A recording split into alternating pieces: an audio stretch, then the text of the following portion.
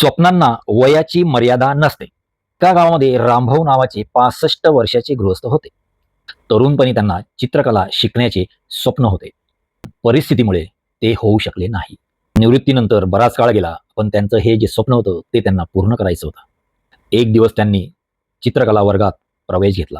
लोक हसायला लागली, "या वयात आता तुम्ही काय करणार?" पण रामभाऊ यांनी मात्र कोणाचे ऐकले नाही. ते रोज मनापासून सराव करू लागले. काही महिन्यांनीच त्यांचे चित्रकलेचं प्रदर्शन भरविण्यात आलं. त्यांच्या चित्रांना खूप प्रशंसा मिळाली. एक लहान मुलगा आला आणि त्यांना म्हणाला, "आजोबा, तुम्ही या वयातही इतकं चांगलं कसं काय शिकलात?" ते म्हणाले, "बाळा, स्वप्नांना वय नसतं रे. जिवंत आहे तोपर्यंत नवे स्वप्न आपण पाहू शकतो आणि ती पूर्ण करायचा प्रयत्नही करू शकतो." आणि आश्चर्याची गोष्ट म्हणजे गावातील मग काही लोकांनी आपली स्वप्न पूर्ण करण्यासाठी पाठपुरावा सुरू केला.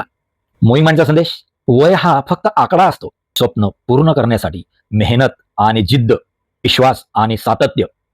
जेव्हा आपण प्रयत्न करणं थांबवत नाही, तेव्हा कोणतेही स्वप्न पूर्ण होऊ शकते. मी सुरेश. असेच माझे व्हिडिओ लाईक करा, शेअर करा, सबस्क्राईब करायला अजिबात विसरू नका.